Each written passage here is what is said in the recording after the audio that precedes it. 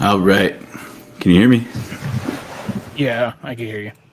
All right, cool. I wasn't sure. I got the different headphones on and I can't really hear it the same way. Had to break these ones out. But welcome back to PalloTalks. Today, we weren't able to be on yesterday with chaos, and I know everybody can kind of relate to it. Anybody that has kids and knows that school time when school Mhm. starts back up again, it's pure chaos. Yeah. So Yes, it is. But thanks for tuning in, whether you're listening in or you're watching the broadcast live or follow up on YouTube or Twitch. Appreciate you guys tuning in. Today, jump right into it. I wanted to talk about rebranding. And so, one of the reasons why I wanted to talk about it was obviously because of what's going on with Twitch rebranding. I mean, what? No, it's Twitch Twitter. with Twitter rebranding. And I think it brings up a lot of interesting topics surrounding branding and rebranding. And it's not just Twitter, obviously. We saw it, the rebranding with Facebook, with Meta, and even though Bud it's a little Light. bit different because they're kind of bringing in a whole different entity and Yeah, Bud Light. basically, Bud Light's a company that actually they don't want to admit it, but they were rebranding. well, they're trying to a little bit less successfully, but but yeah, I mean it's an interesting topic. You've gone through a rebranding yourself. I've done Yeah. it, Oh yeah. and it's I think what makes it interesting is that for companies that are a little bit smaller and not so well established, it's more common and it's easier, I think, hmm to go through a rebrand. When you have a brand that's already been established and people know that brand, they know your logo, they know your colors, they know your color scheme, they know your what your message is, what that product or service entails. Like they have everything that's kind of correlates with that brand, and so I do think it's a little bit weirder, if, for lack of better words, when you see a large brand that goes through a rebranding like this. So what do you think about it? Do you think it's and I also have the poll too. So if you haven't if you get the chance to, go by and take the poll, I just put it up recently. And you could do it there directly from the Patreon, or you can also go to PalloTalks.com and you can link to the poll there. It's under the recent polls on the landing page. Um, but what do you think about it, Joe? Like, you think it's a good idea? You think it's a bad idea? Do you think it's not really in the long run? It's not really going to matter. Like, what do you think? I think it's normal. I mean, it's I think rebranding is like the equivalent of growing from, being a toddler to a kid to a preteen, teenager, adult. Um, for a business, I definitely think is normal, and it's something that we see like on a regular basis. I mean, taken aside from Twitch turning to or Twitter, changing its rebrand to X, yeah, Facebook and Meta, um, even the controversial issue of Bud Light. I mean, there's it's like you kind of already touched base on. It's normal for small businesses because I mean I've had clients rebrand from one thing to another, but the core of their business has always kind of stayed the same, and I think that's what's important for small businesses that want to rebrand is that you have to make sure that the core is still intact. For example, let's say you are selling uh, handmade soaps, and you started your business. You know it was I don't know, just done by a side hustle. You just love making soaps, like handmade soaps, and then all of a sudden you started growing and growing, and now you want to change into something else to kind of match who you are. Um, who you are now. And there's a process that you go through, but it's much easier to go through than if you were, to say like you were a mega corporation, because over the years those big businesses have made the promise to customers, and the wrong way to do it is kind of like Bud Light, where all of a sudden, they have this promise of being the beer for this person, and all of a sudden it like did a 360, and now they're trying to get into a different market. It went the wrong way. Instead of having to, once again, you're basically starting from almost from the ground, from you have to kind of get the idea that you're starting from zero when you're rebranding, but you're not necessarily starting from zero. You got to think that you are, and you got to kind of ease in through that way. And it just takes longer for a big business, but for a small business, it's fine. Like you change identities, you change the name of the business, but ultimately you stay the same. So Yeah. overall, it's normal. It's a normal thing to do, and I think as a business owner, like if a small business owner, take the liberty to do it. That's after all, a business is, it's something that grows within time. It never really Yeah. stays the same. Yeah, no, that's true. And I mean, I think it's important to establish yourself as what you're trying to provide, like the type of business that you're trying to the service or product that you're trying to provide to the customer. So it's good to have like a good core, but you're right though. Um, you're going to change over time. You're going to develop. A lot of people, they don't really know who they are as a company, Hmm. and they don't know, and it's its own separate entity. And that's one thing that I think it's. So there's two things I wanted to point out. So one is going off of what you said. It is important to understand that your business is its own person. Basically, it's its own entity, and a lot of people, I think, they fail to realize that. They kind of look at it more as an extension when they're first starting out, and it's important to realize that it has its own identity. So not only is its own entity, but it has its own identity when you're looking at it, because um, the things that I share, like the things that I hold to my like personal beliefs, my own, um, I guess, moral ethics and things that I personally have as a person, just as an individual, is much different from any businesses or any work that I actually put out there.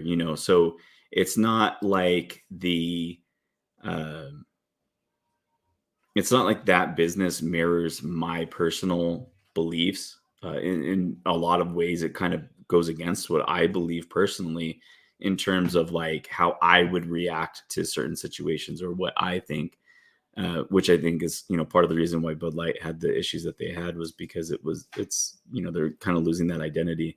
They have that specific identity for um, for themselves. And sorry. It's fine. But Kids. yeah, I know. But what I wanted to say though was that, so you have to kind of think of that as the identity of the business. It's very important. You have to consider that whenever you make decisions, that you want to make sure that the decisions that you're making align with the identity for the business, not for the individual like person who's running the business, um, or even if you're going through a consulting agency, not the idea of the consultant or what they personally believe in or anything like that.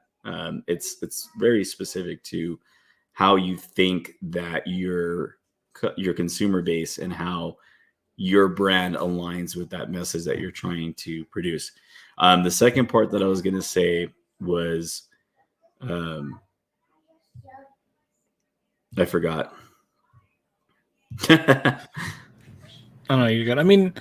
Yeah, I mean, like I said, or mentioned before, I had a client that basically rebranded, but I mean, her services typically at the core stay the same because it was, she's in kind of a hospitality slash kind of um an assistant, like an assistant to basically like to everyday life, to whether it's it's taking care of homes or walking dogs or even running for like getting groceries or organizing and basically like kind of picking up where like most busy parents and busy families kind of uh they just can't do it because of time. um and like her first business kind of revolved around just like pets alone, taking care of pets, and then it later on transformed into something else. But definitely as a consulting agency, you have to make sure that you kind of don't force your own ideas into a rebranding strategy, and that you kind of have to let them figure out. I mean, that's kind of the job as a business owner, because the business owner is going to know more about the direction that they want to go, and it's a consultant responsibility to make sure that they get, they clarify that picture and help them achieve what it is that they want.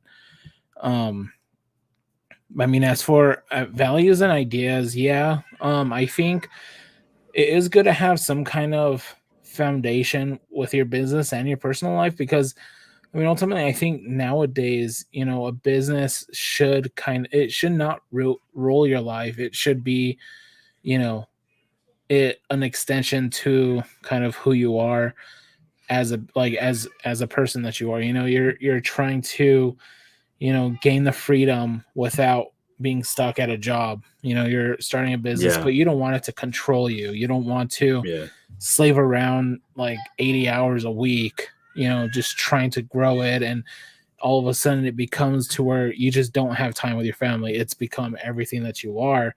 We're kind of in that time where it's like you just want the business to be like your arm or your leg. You don't want it to be like your heart and your brain. So I mean, yeah, it's important to keep some of the foundations, but it's important not to like make it like a duplicate copy of yourself and just take 100% of you. yeah. No, I agree, and that's a good point. And I think it's important to keep that into consideration. That when I'm saying like it shouldn't be an extension of you, it's to an extent. Like it should.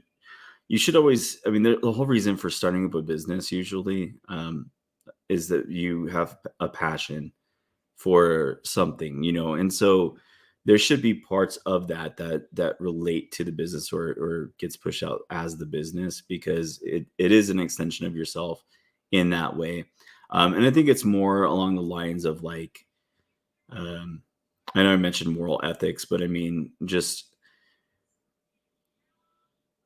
not, n- especially in divisive issues. I would say it's important not to have your brand or have your business chime in a way that you would personally chime in, especially if it's on a divisive issue or something like that, because you could definitely lose market share just based off of that.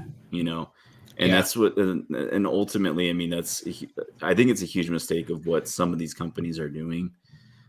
Are they going to play out in the long run? We don't know. I mean, we don't know what that's going to look like, because in a lot of ways, the types of changes that they're making, it's not something that companies are typically known for. You know what I mean? That's not something that companies typically do. Hmm. Um, and I think we're seeing a lot of the backlash for it right now, but we don't really know how it's going to play out in the long run.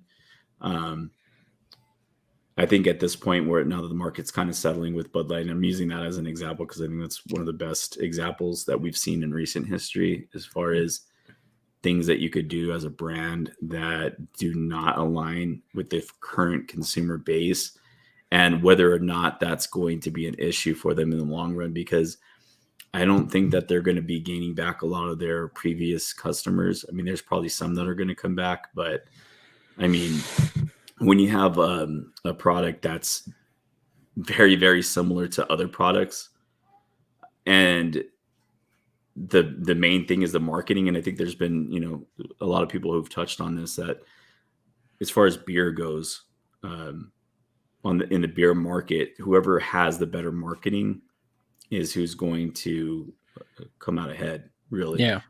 And so now we are at a point where the beer is pretty much on level as far as quality goes. If you're drinking that kind of beer, I mean, there's not a whole lot of difference when you look at the other brands. The taste is Yeah. pretty much the same.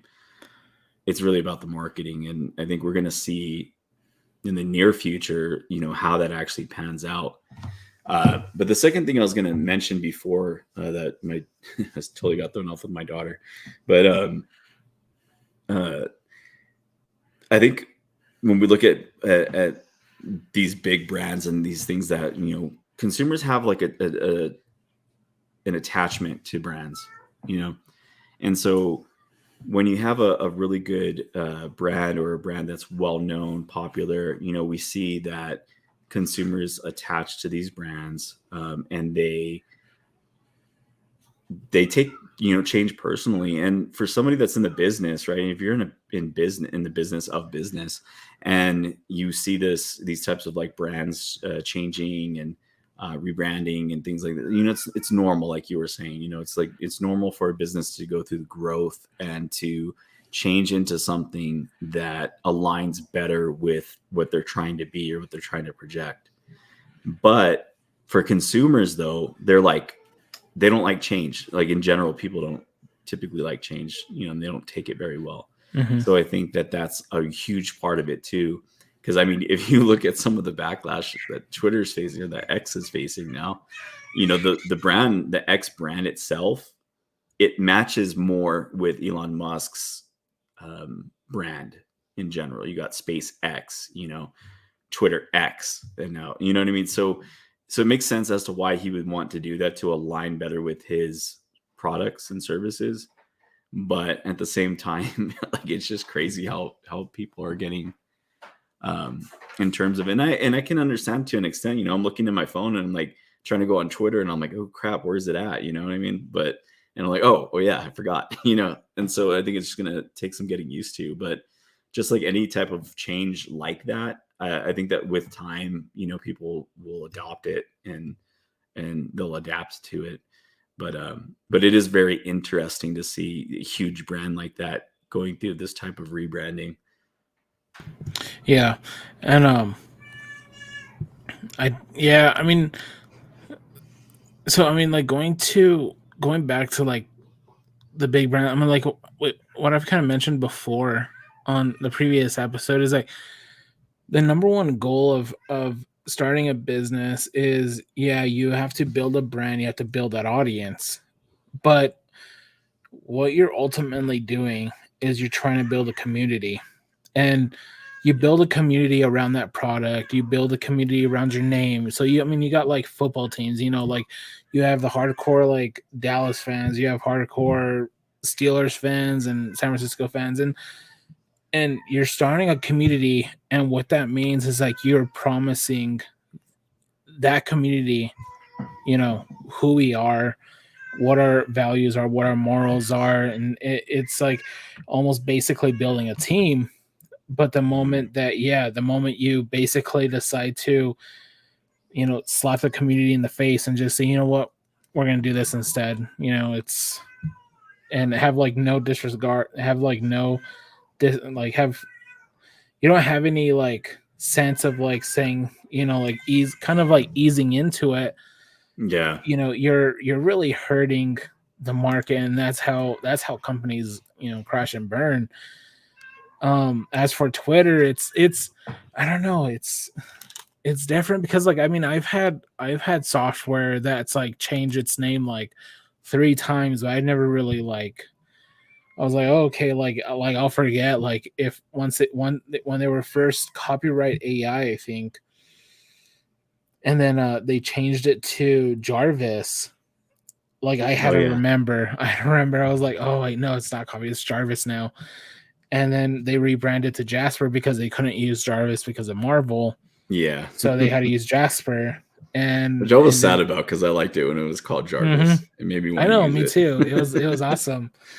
And like, so yeah, I mean they couldn't use it, but it was like, I think there is a point where you could build loyal followers, and it could like, as Excuse long me. as they know that you're still promising, what it is that you're providing, customers, or I think your customers are going to be lenient. Um Yeah. and I mean, like, Twitter, it's, I think, see, Twitter's kind of hard because you don't know if it's just people who are against Elon Musk and like what he kind of represents, or if it's genuinely because like they don't like where Twitter is going. But deep down, I've always felt like Twitter was always kind of like the wild west of communicating. Like, it is literally, it's not like Facebook where you really do have to like be careful what you say, or Instagram, or even LinkedIn. I mean, like we mentioned, LinkedIn is like for professionals. You're Mhm. not gonna tweet something on you're not gonna tweet something on LinkedIn because it's just for like, they have like their own special lingo of how you go about like talking. Right. And like, you don't like, so I mean, Twitter's always kind of been like that opinionated, like getting your ideas out there, like you're showing your opinions. And I think that's what's kind of made Twitter hard, because you don't know if it's like they really just don't like it because they don't like Twitter. They use it, but and they have a lot of followers. They want to complain about something. But I mean, like, I don't think it's like very harmful, because I mean, it's in the end, at the end of the day, it's still Twitter. Like, we're Yeah. still gonna call them tweets. We're still gonna call it Twitter. They changed the name over here at a street. We still call it, what it was, what the old name Yeah, that's was. true. That's a good We don't point. call it, yeah, we don't go by the new street anymore. The new street name, we still call it by the old one because everyone knows what it is. It's like, you know what Yeah. I'm talking about. Yeah. Yeah. And I think that is it's interesting to see if that will, play out that way, or if the branding, sometimes I think that if it's a good rebranding, you over time start to lose what it used to be, hmm Um, like you said, with the street names over here, um, I still use a lot of the old names back from when, when we were young. But a lot of, in order for other people that are not, from this area to understand what I'm talking about, I have to go with the newer names for things. So I think over time, it's made it easier for me to, adopt the newer names. And I think that it'll hold true for Twitter to an extent too, where when you have the newer, younger people that are coming onto the platform, if they do, I mean, it looks like, as far as social media market share is concerned, it looks like a lot of the, younger crowds are primarily going to things like TikTok and, video based. Um, and so it's funny because a lot of people that I talk to, they get their news from TikTok, and it's not something that I saw coming because, Twitter. I still get news articles and updates from Twitter. Um, some people, depending on which social media platform that they have more of an allegiance to, get it from Snapchat, or I can't say I know anybody that gets it from Instagram, but I mean, obviously that's a extension of Facebook under the Meta brand. But that's another thing too with Meta. I mean, they went through that rebranding, and it wasn't as bad, but it also, they kept Facebook. They kept the brands that they had. They just basically rebranded the parent company, which a lot of people probably now even don't really even know that happened. You know what I mean? Because Yeah, they because just it's did the it so same thing. nonchalantly. It's, yeah, Yeah. everything. The front facing stuff is the same. So um, Yeah, like I don't when think that it Google matters. when Google purchased YouTube, you know, like not they just purchased it, but like Google had the right idea of just kind of like leaving it alone. They did like improve YouTube by kind of integrating YouTube with Google searches. So Yeah. it provides another strategy to when you want to rank in Google's first page, Hmm. but like they didn't drastically change it into something else that it completely wasn't. They Yeah, like still kind of kept, Google like I TV. said, they still kept the core of it where it was a platform where you could create videos if you're a content creator, and you could try and get, like, their algorithm is a little different because I think their algorithm is a little bit more messed up, but they still kind of, it's still like seen as a platform where they could, content creators could show and kind of freely, like post up their videos and try and attract other followers to basically like them. Um, I mean, I yeah, think it same was a thing. good move for them too. Yeah. So I think that's a really good example. And it's the same thing with Meta because I mean, Meta became the parent company for Facebook and Instagram, but they didn't shove Meta down people's face and say you're gonna like this. They were very, like you said, nonchalant. It was like in the background, but it was not recognizable. It was still Facebook. Mhm. When you opened up your phone, you still saw the F, and when you open the application, it's still Facebook. You see the posts, you see everything. It's still the same.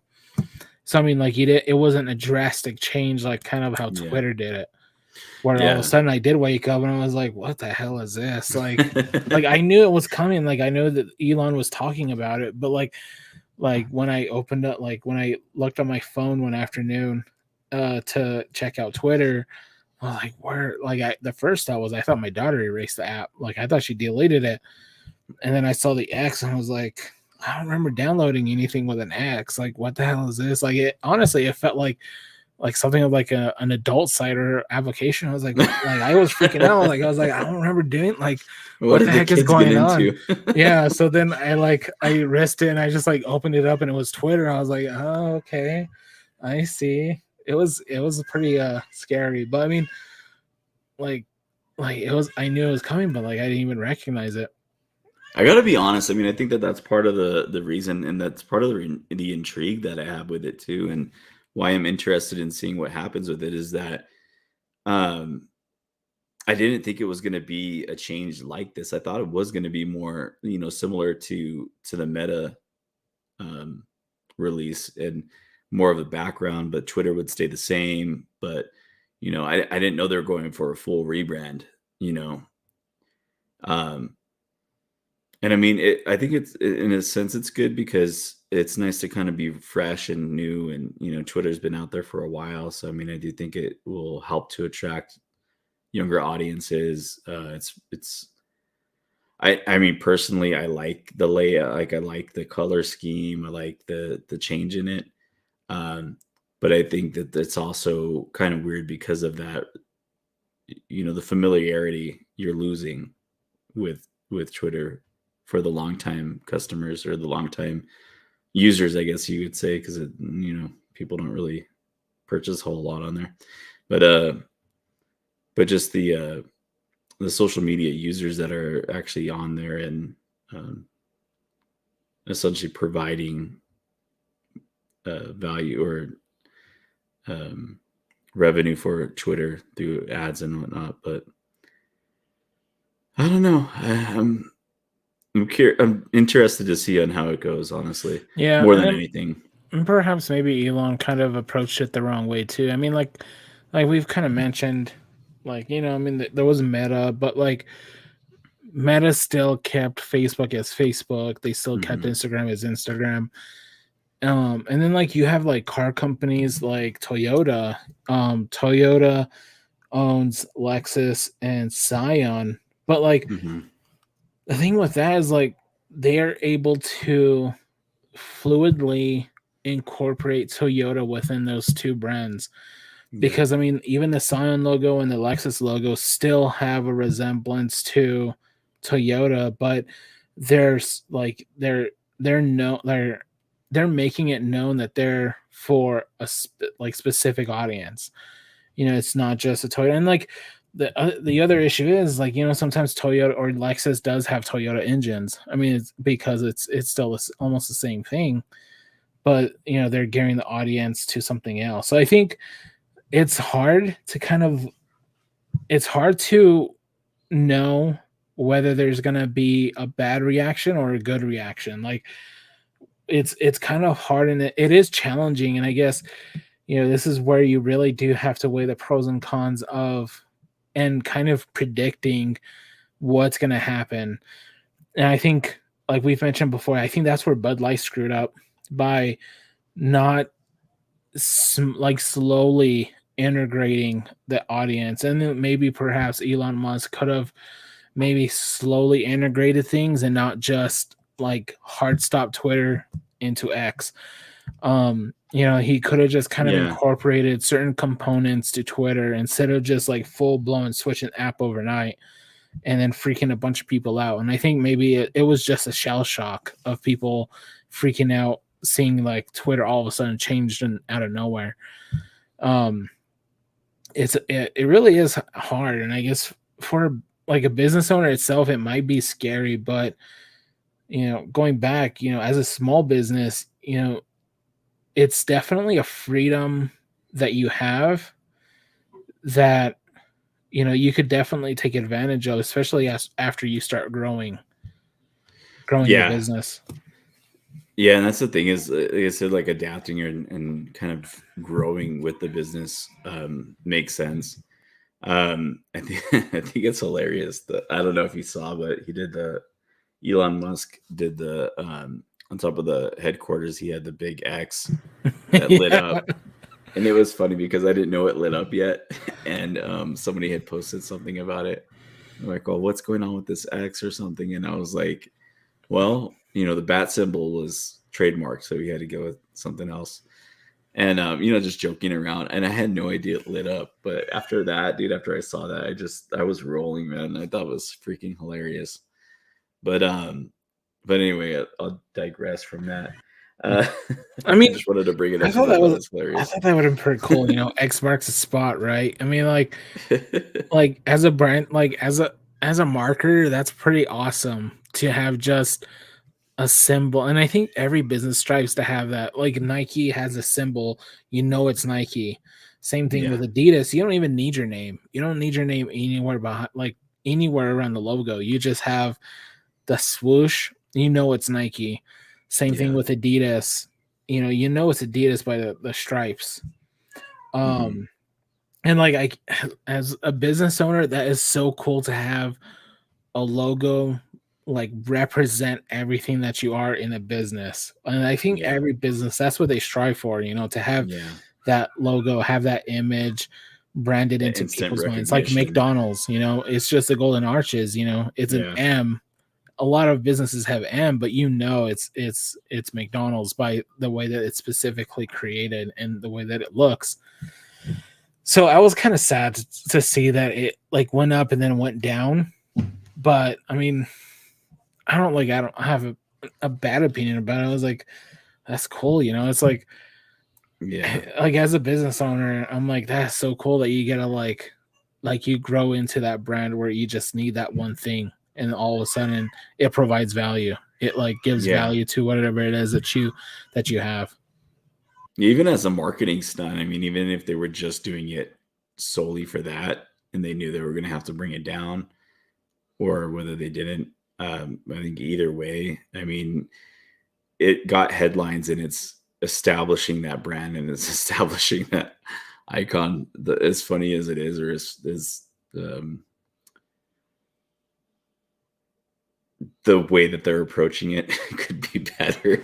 But I mean, it's doing what it's supposed to do. It's creating that brand and it's creating that image around that brand, and so people are making it more recognizable. But I'm really interested to see on where it goes.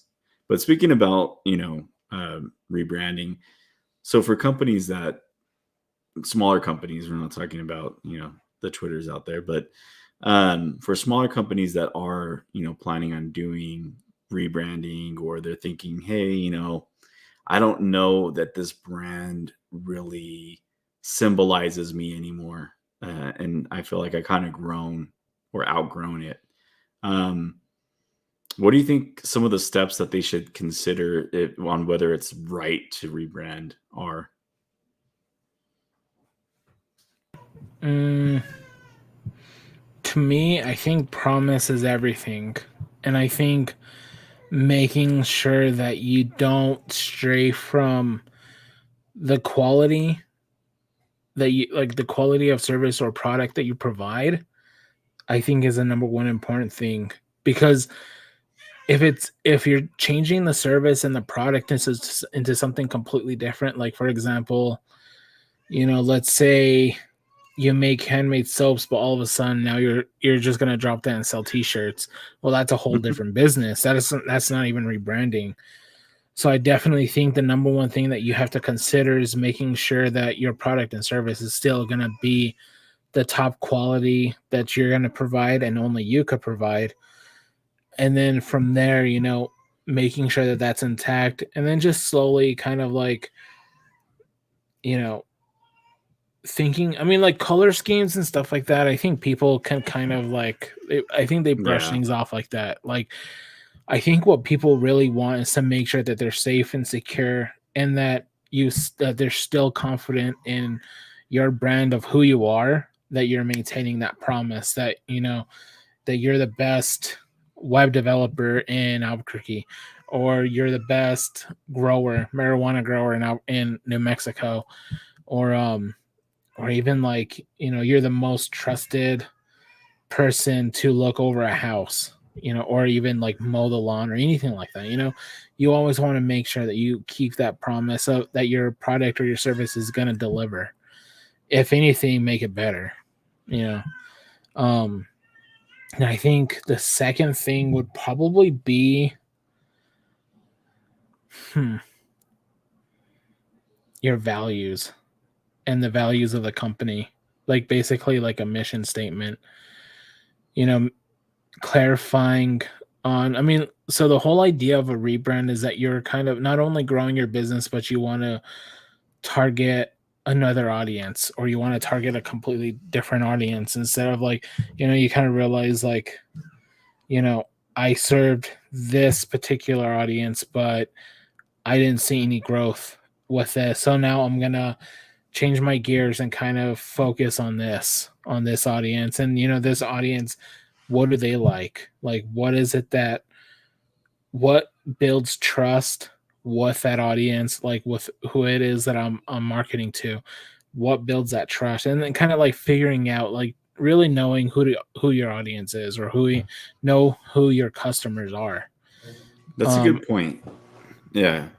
I like that you said that because I think that that's something that actually it's pretty common when you look at people that are starting up a business, because they may have one idea of what they think that their target consumer is going to be, and then 6 months down the road they're realizing, hey, that's actually not my target consumer. Like, my target consumer is actually this, and that that is a valid reason as to why you would want to rebrand, because you're no longer targeting the same type of consumer.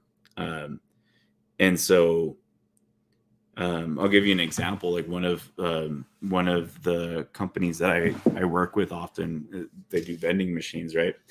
And when they first started up, they were just looking for different places to kind of put their uh, their machines. And originally they started off saying, okay, you know what, we want to put these in schools. Like, we think we're going to get our highest return on investment in schools. And so I helped them with some of their marketing, and the flyers and everything are more geared towards appealing to schools and students, and like athletic programs and things that would fit the actual brand of the company, and also incorporate that target audience and something that would appeal to that target audience. Well, turns out that their biggest consumer base ended up being car dealerships. So totally different. It was absolutely different. So I had to look into like rebranding and saying, okay, you know what, that's not my, this is where we thought we were going to go. But, as the business has grown and as, more of these companies have, or more of these companies have contracted with us to put our machines in these places, it turns out that our target demographic are car dealerships instead of schools. So, like, I think that's a really good point that you brought up, and I think that's a really good example that people can kind of relate to. Is, hey, you know what? I was going this direction, and it's very common that something else happens, and you're like, wait a minute, hold up, Yeah. this is totally not the way I thought it was going to go. So it's really really good point. Yeah. And I mean, like, when I started in the beginning, like I was kind of geared to just building applications for businesses, Mhm. and that was my primary purpose. Or like when I started my business, it was that, I was going to build applications that would provide solutions to small businesses here in New Mexico. But as I got more and more clients, I've noticed that it wasn't software or an application that provided a solution, but simply just them knowing, you know, how to figure out what their audience, who their customers are, and then building a digital presence, and not necessarily just like an application for them, but them not knowing how to build a digital presence, and then how can they appeal that digital presence to their customers. So when I kind of like figured that out, I was like, okay, well then I'll just drop the application. Like, I'm not going to build applications, and I'll just focus my energy on this. Yeah. And then from there, it just kind of like it just kept on growing to different things. And um and you should like, as a business, like, you should never really be afraid to make those kind of pivots.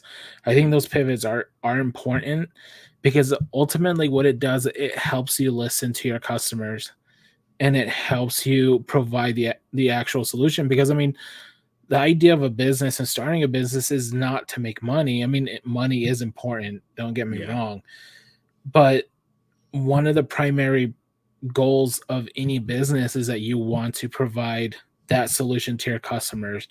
And that's why you should always make that solution the best that you can. And sometimes, yeah, that might mean that you have to pivot, like from just building, using the lamp stack to create applications. I just ended up using, I mean, I had those skills of PHP and MySQL and Apache, but I still utilize those skills into WordPress, because WordPress was built with PHP and MySQL, those scripting languages. I was able to use my skills, and I just pivoted to doing that. And I just had to Yeah. basically learn more skills to help provide those solutions to my clients or to my customers. Um, yeah, every business, I think, should be open to pivoting and not be afraid to just stay in one place, because I think that's when stagnation happens, and I think that's when you're at higher risk of your business basically shuttering its doors, because you don't bother on trying to improve a solution. You just want to stay, and you just want to stay where you are, because you feel like that's as far, I don't know, that's as far as you're gonna get, or you just want to stay there because you know you just your interest shifted to just like wanting to make money versus actually providing a solution. Well, and that's a really good point too, because I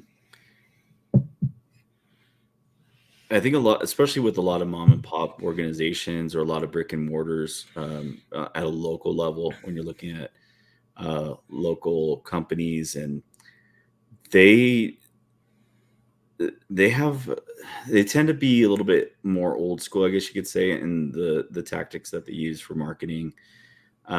If any, a lot of them are just kind of word of mouth, and this is what it is, and they don't really want to jump into that realm. Um, but especially with local SEO being so important, especially when you're looking at the snack packs and trying to trying to rank high on those with, especially with um, the way that people use or look for companies for their solutions. Nowadays we pick up our phone and we're like, I need to find. I did it today. I was like, haircut nearby. I didn't go get my haircut though. I'm just so long, but you know, haircut nearby, and you look for those solutions that are on there. You're seeing what's ranking highest, and most people, it's just like with regular searches. Most people go for the first couple of hits that they see. Mhm. They might, do a little bit of research on there, but for the most part, they're going to go off of that snack pack, and that's really what marketing is nowadays, as far as local marketing and smaller businesses. When you're looking at that local SEO, but a lot of companies that are kind of set in their ways, they don't want to jump into that realm, or they're afraid to, or they don't know how. And um, one example that I wanted to give was, and it's been a while since I've actually Gary Vaynerchuk. I haven't seen a whole lot of his content lately. Um, he was very hyped up for a while there, and I was really into like his videos and everything, but um, I haven't really seen or heard from him in a while. But as far as one thing that I do remember, his if I recall correctly, his business, or his father's business, I should say, was I think it was selling wine. Mhm. And his father didn't want to do like the online marketing, and Gary had ideas, and his father was as far as I can recall, like, he's opposed to it, which is typical now. Is something that we see with a lot of businesses where the owners are a little bit older, or just kind of from a different time. But Gary V was able to be widely successful by bringing that market to online sales. Mhm. And so I think that obviously was kind of a rebranding in its sense, because they're going from one way of doing things to this entirely different way, and letting technology and letting like the consumer trends really dictate where that business went. And so I think it's important, like you said, you touched on two things, which is being accepting of those types of changes, and the second is just not to be afraid of jumping into it and rebranding yourself, because ultimately you're going to provide that service that's going to help people, which is the main goal of you being in business in the first place. Mhm. Being able to adopt and progress as a business in itself. Yeah. And and I mean, I do run into a lot of businesses that are closed to wanting to build a digital presence, because they are like kind of set in their old school ways. But one of the things that I always bring up is that you know you're you have you're providing a service and a product to your customers, but you don't want to go the extra mile where like businesses, an average or like a successful business, they'll dump huge amounts of money in marketing, Mhm. SEO, website design, because they know that those are going to be one of the first things that influence a customer to buy. And it's tragic that a lot of small businesses, I mean, I understand, which is why I like to work with businesses that don't really have like the huge budget, but they have a lot of promise because who they are. They want to make sure that they provide the best to their customers. And what I always like bring up is like, if you're not willing to take the extra step into building a digital presence, you really are being you are being you are providing like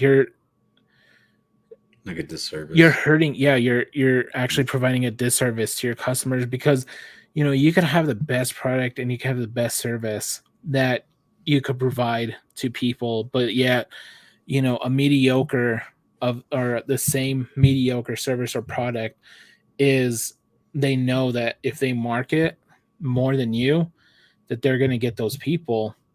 And that's the worst thing that you could do to a potential customer, is to lose them because you're not willing to make that step. And so therefore you're kind of hurting them.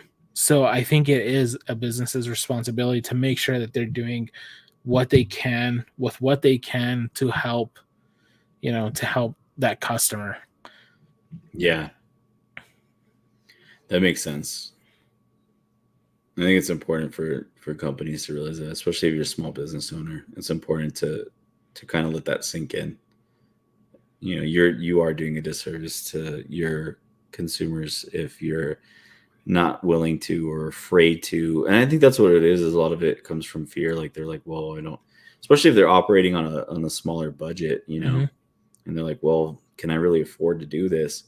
In reality, I mean, you could do it with a very small budget, Hmm. to allocate to marketing, but I think it's a huge return on investment. I mean, if you think about it, even if one client brings you in $1,000, and even if you spent three, four, $500 on marketing, I mean, you're still doubling up on that investment. So, I mean, I think it's hard for people to kind of put that into perspective. Also, I mean, it's hard to kind of see depending on what your KPIs are and stuff. Um, I think it depends on if you decide if the customer being the business, when you're a marketer, um, when your client is not very savvy, I guess you could say, it's harder to get them to realize what that return on investment is sometimes because it may not be evident right at first. You know what I mean? So when you're looking at where these hits are coming from, you're seeing like percentage increases from um, like views to a site or something. When you're seeing traffic go up, and then you're seeing sales go up that follow the same trend. Um, it's hard to correlate that for a company that doesn't understand. You know, Hmm. and I think that's something that you run into sometimes with these older business owners that really don't understand how it works. You know what I mean? Yeah. I forgot who wrote this book, but that was the general purpose of it was, or it was titled Shoot First, Aim Later, where that's the idea of marketing, is you shoot first, then you aim depending on where that target hit. And Oh, if it I didn't, get it. yeah, if it didn't get close to what you were expecting, then aim, um, you aim at a different direction and you Hmm. shoot. And then if it, kind of judging between like where you went from the last time to this time, did you get closer? If not, aim then shoot. Then if you got closer, then that's good, like you're going on. But that's the idea of what marketing is.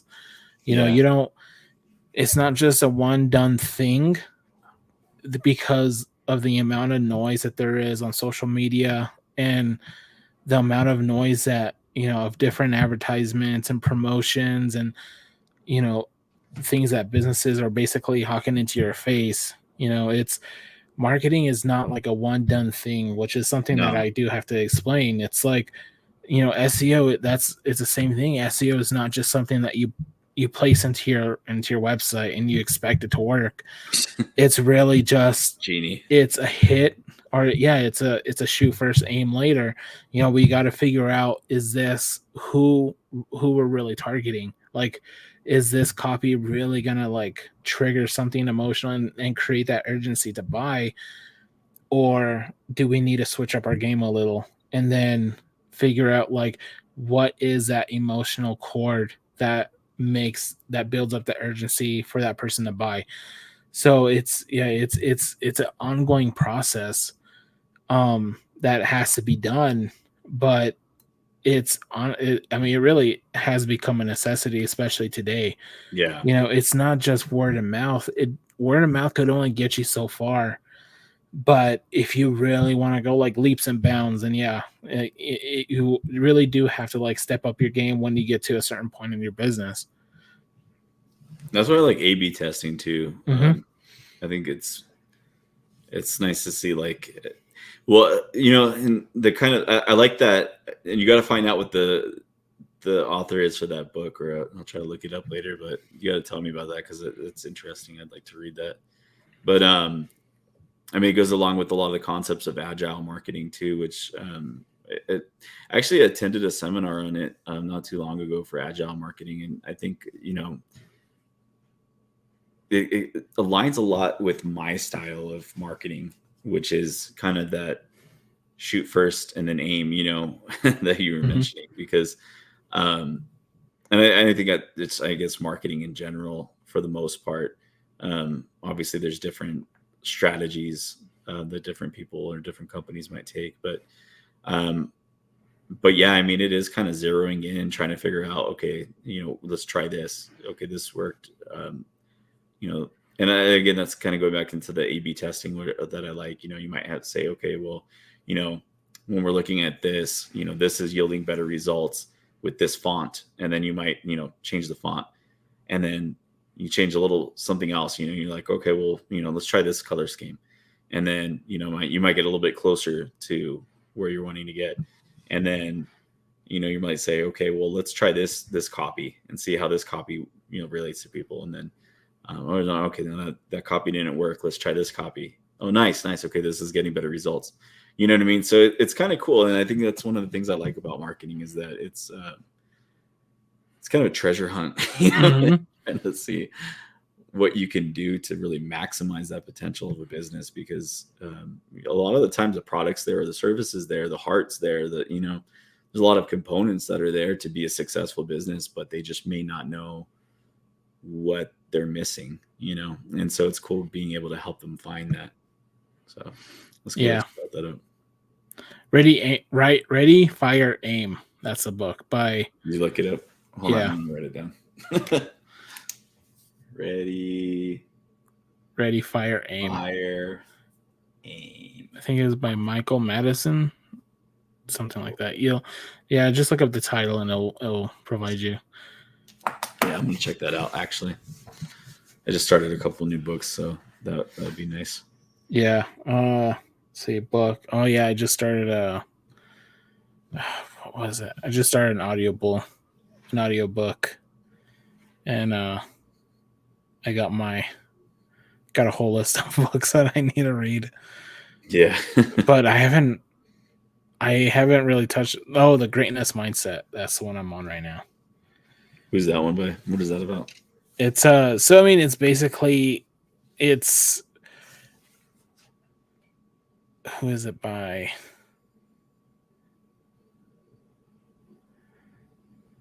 Lewis Howes.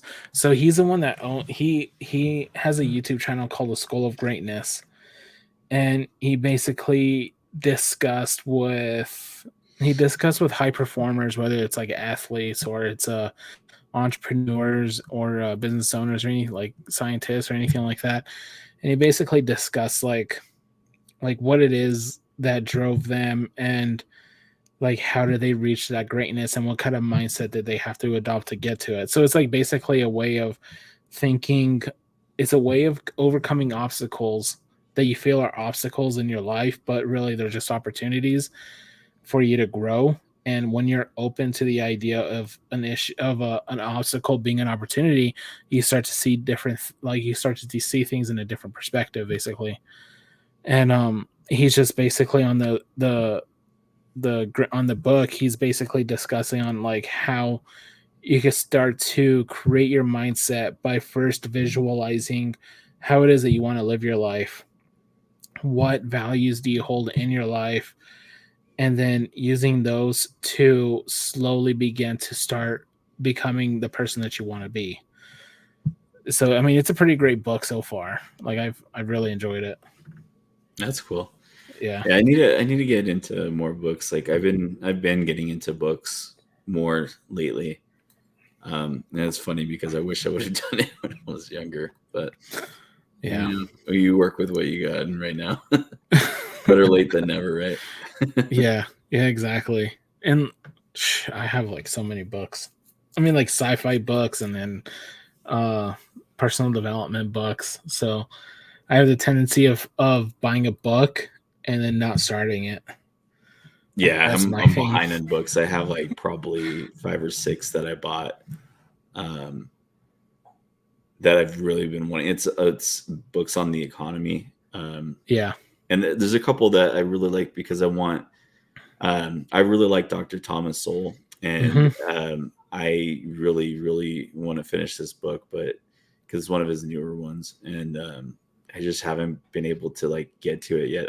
I've read a little bit of it, um, but I haven't really delved into it really. So Hmm. I want that one, but I also got these other 2 books that I just got now, so I kind of want to look at those ones first. So Yeah. I think maybe next week we could talk about books. I think that'd be a good one. I mean, there's so many books out there. It's just, I've actually really grown fond of audiobooks though, because it's the Me most too. convenient. Yeah. It's hard for me to read too. I'll be honest. Like, I'm not a strong reader. I've never have been. Uh, like I can spot read, but like if I'm actually like looking at a book and like actually reading it, I get so like it takes me forever for one. So it's just not even time Hmm. it's not even efficient. Um, so and it's funny because my wife's the same way. Like it's like we can't read. We just can't read. But it's not like I don't have the ability to read because I do. But my brain just doesn't want to. I guess like I don't Yeah. know. I don't retain the information when I read it. So the audiobooks has been awesome. I mean, I never would have got through Plato's Republic without listening to the audiobook while I was reading it. And if you ever do that, I think it's a cool way to do it. Although a lot of the times, like some of the words aren't going to match up with the book, and so you have to kind of like pay attention and make sure you're not like falling behind because you might get confused. But I do actually like doing that. I don't know if you do that or you just strictly do the audiobooks, but um, sometimes I'll buy the book and then I'll also buy the audiobook to go along with it, and then Yeah. I'll do it at the same time. Yeah. But I mean, I try and read books too, but I just honestly don't. It's like impossible to set time aside to just read them. yeah, So the only way that I could consume like new information, like for like a book, is through an audiobook, because I'm like either working on the computer, and sometimes it's just like mundane things that I don't really have to necessarily like critically think about. So then yeah, it's like always a perfect opportunity. And like the best thing about an audiobook is like when I used to listen to music, I have the tendency of just like sitting there and fast forwarding song after song after song, and like I get distracted, and then I have to like focus really really hard to get back in, and so now I'm trying to start the habit where I'm not focusing so much on my phone, and I'll listen to an audiobook, because an audiobook is just continuous, and there's really nothing that you could like, unless there's something that you found interesting and you need to repeat it, so you just rewind it. But there's really no fast forwarding, because you want to keep listening to like what's going on, because it's a process of it. And it's not just a song where it's like, one song ends, another song begins, but you don't want to listen to that because it's, I don't know, it's too metal or it's too hard rock or it's too soft, and it's just doesn't, it's going to put you to sleep. So I'm trying to create the habit of focusing on my work. And that was one of the ways that I can only focus, is by basically dropping that habit of listening to music and like listen to an audiobook, and basically like consume information like that. So yeah, it's a work in progress, and that's like one of the steps that he said, like he explains it in the book itself, and that's where I've gotten the habit, was where you like kind of create like a itinerary of your day, and you kind of list out like the habits that you're gonna need for the day, and it could be like in the future like what you want your day to be. And you the way that you start off is, instead of trying to like overhaul your daily routines by listing by trying to meet the routine that you want, your perfect routine. You pick up one or two things and you focus on that, and then you kind of incorporate it by dropping a bad habit and adopting one of those habits that will make you That's feel cool. productive. And then Yeah. you kind of ease into it, kind of like rebranding, like you ease Mhm. into it by softly, like, introducing it into your life, and it becomes a habit. So that's why I've been listening to audiobooks a little bit more versus Or just just music. switching it cold turkey and Yeah. turning your bird into an X. Yeah, because I've tried that too. Like I've tried that exercise where, like, you figure out what your perfect day is, but it doesn't turn anything like a perfect day. And then Yeah. it, like, discourages me from even trying it again. And I'll try it again, but still nothing. I mean, having kids, having a wife who also has who runs a nonprofit and her own business. So then it's like that. So it's like it was exhausting. So I just, like, completely dumped it. But it wasn't until this book where he kind of explained, pick one or two things, focus on that, and then that's how you kind of slowly build into it. I like So I the mean, idea so of far it's switching it worked. out too. That's really cool. It's a Yeah. cool concept. Yeah, and it's I a good never way would have. to it's a good way to drop bad habits and introduce good habits into your routine. Like, one of the examples was that I heard. So this guy wanted to stop drinking so much coffee, and he wanted to drink more water. So what he did was he had a specific place where he kept a coffee maker in his kitchen, and instead of the coffee maker being there, he took the coffee maker and he put it somewhere else, and then he left a huge water bottle in the place of where the coffee maker was. And so he would wake up in the morning, and one of the first things he would do is make a cup of coffee. So he put the water where the coffee maker was. He would wake up in the morning, he would walk without really, like, knowing where he was going, but he would walk to the kitchen and the water bottle would be right there. So then that's how he slowly started to, like, wean off caffeine and wanted to drink more coffee or more water. So it was introducing just tiny things like that, introducing, like, tiny habits into your life, and then it helps you in the long run instead of just quitting cold turkey and trying to start all Yeah. over. Yeah, I think it's important to know that, and I think that that's a really good point, and I think that that's a good way to kind of close on that as far as the whole rebranding discussion, because um, I think that's one of the biggest things about, like, the Twitter rebrand is the idea that it was so abrupt. It was just abrupt, like, hey, guess what? We're changing. Mm-hmm. You know, and it didn't give people the time to, like, process it. And so now, we're going into our phones and we're saying, hey, wait a minute, what is this? It's not something that I Yeah. that I would have thought this morning, even, because I want to say, like, yesterday or the day before, it was still the bird, and then, Yeah. like, I don't even remember, like, when it switched over, but I remember this morning distinctly, like, I opened it up and I did the same thing where I was like, what the hell? Like, I looked through my apps and I'm like, wait, what is this? And and then I was like, oh yeah. But I was literally looking for the bird and I couldn't find the Yeah. bird. The bird was gone. Yeah. I mean, we're creature of habits, so it's like you That's throw true. something like that to us, it's like, no, it's we have habits to create, like, a sense of security, and it's you do something like that, you're gonna you're gonna scare a lot of people, especially if it's just an X, because X is already associated with something.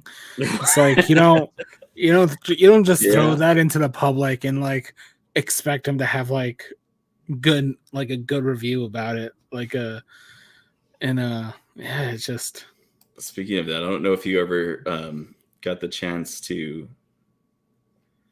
see this, but watch. I just want to share this. Where is it at? Oh, it's this. So this is on the store.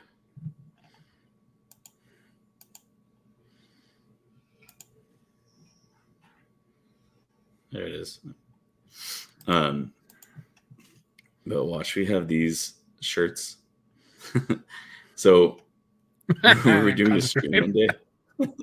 Yeah, we were doing a stream where we were talking about how like people that are on certain sites. Let's say I'm not gonna think we have to name it, but Yeah. um, when you ask them like what they do as a profession, this is like almost always the answer that they give. Yeah.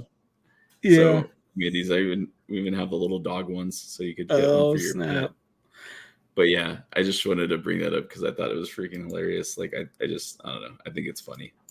Yeah, it goes back to the logo. You know what it means. It's like Yeah, exactly. You know what the logo is, so that's how you know you have a strong brand. When you know That's when true. all Yeah. you got to do is just show something, you know what it means. Yeah, exactly. That is so clever. I like that one. I might get me a Thanks. shirt. You're gonna have to, dude. It's pretty funny. But no, but yeah, I think that you have a very specific.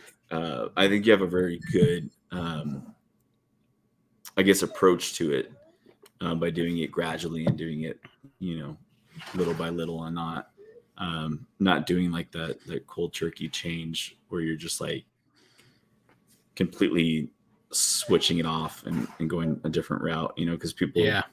I think people take to it a lot better when you do it gradually. So Mhm. it's a very, very good point. And if anybody out there is thinking about rebranding, like you said, I think it's good to go for it, but at the same time, I think it's good to be strategic about it, and you want to maybe Mhm. kind of look more into those. Like, I'm a sucker for A/B tests, honestly. So I Yeah. mean, focus groups and A/B tests, I think, are a really, really good way to kind of zero in on what would probably be the better option. Mhm. So I think it's important to do that. Um, Yeah.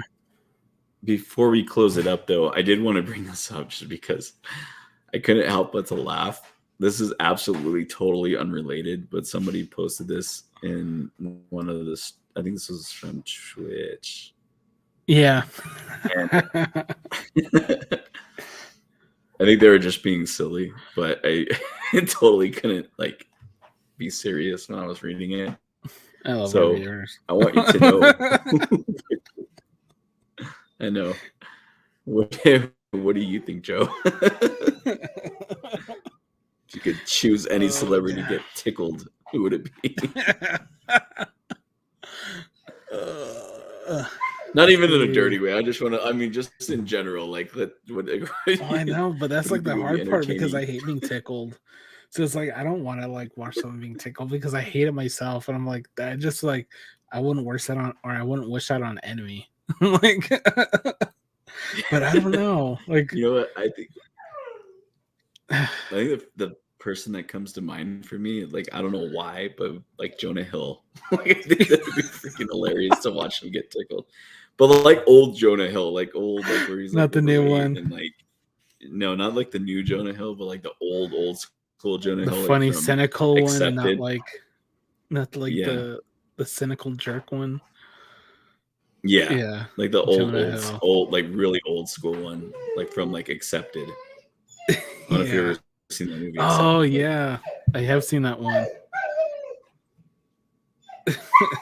shh, stupid dogs. Yeah, I have two Anyway, dogs too. yeah. I know my dogs are. I love them, but they're freaking. Yeah, They're a handful. Let's just say that. yeah, they are. But yeah. Anyway. Wait. What did you? So wait. Who would you pick? We need to know before we go. If I had It's to very name important. someone, I don't.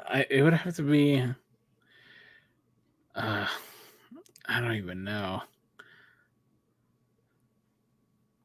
It has to be a celebrity. Yeah, just off the Damn. top of your head. Just like what's the first Well, person that's the that thing. you Like, can I don't. like when you think of that question? Who do you think of? Like what celebrity pops into your head? At least, not even like which one you'd want to see, but which one pops into your Oh, head? um, the I'm just fluffy curious. guy. What's his name? The comedian. Oh, Gabriel Iglesias. Yeah, Gabriel Iglesias. He's probably got to be like one of the top comedians that like really know how to make me laugh. Really? Yeah, I saw him Gabriel. live. It was great. It was a Yeah, great show. yeah. Josh It's been Blue. I years, saw but it him was great. live. I don't know if you know who that is, but Josh Blue. He has Mm-mm. cerebral palsy, but he like Oh, I he think I he know. makes light of the situation, but he is just so hilarious. We saw him. Me and my wife saw him live, and he was just as funny live. But yeah, it would have to be Gabriel Iglesias.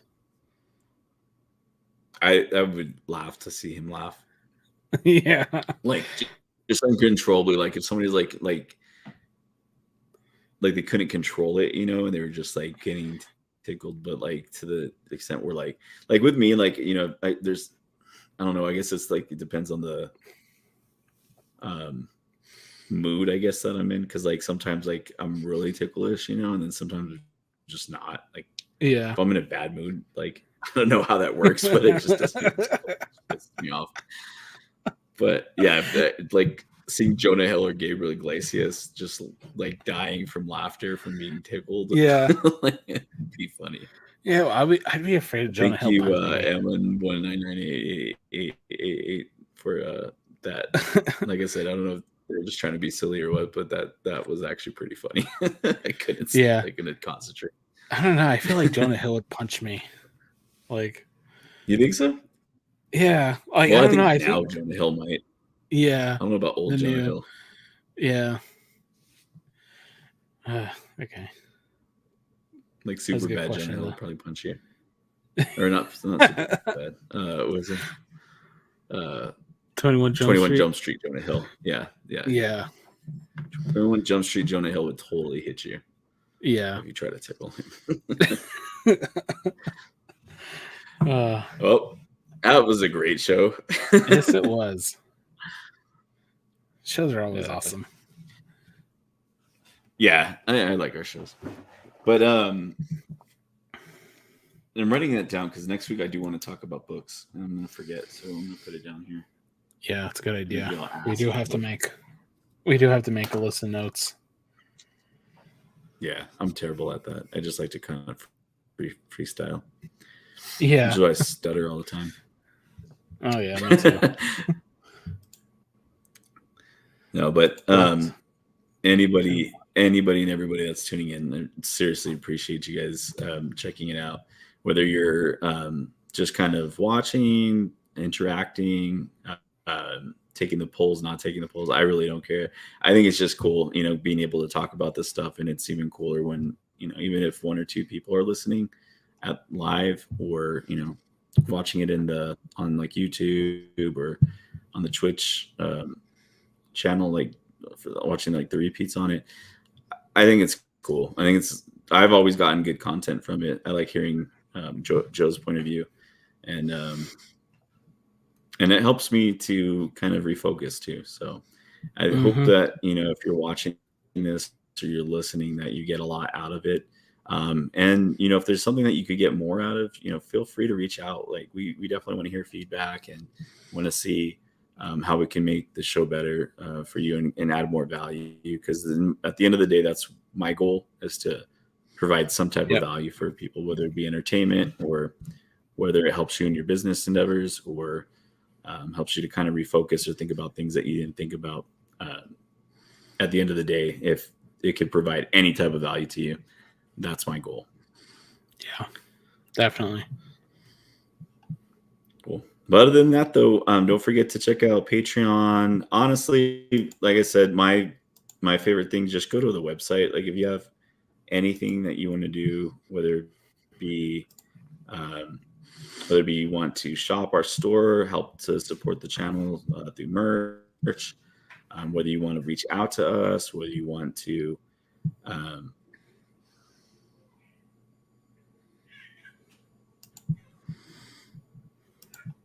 I was trying to see if I could pull it up, but go to PalloTalks.com, because that's like the easiest, honestly, in my opinion.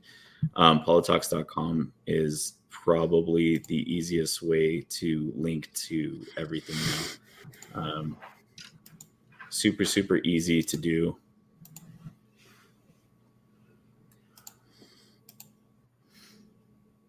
You just go on here and super easy. You could take all the polls.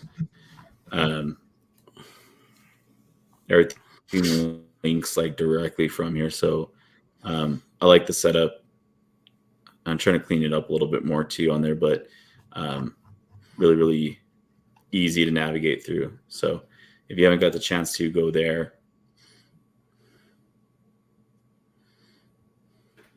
but other than that, though, I mean, I'm pretty much done. I don't have anything else. Anything else that you wanted to add, Joe, before we get off? Nope. Stay tuned for the next show, I guess. Yeah, definitely. So we've been That's gonna doing be it an at interesting least one. every week.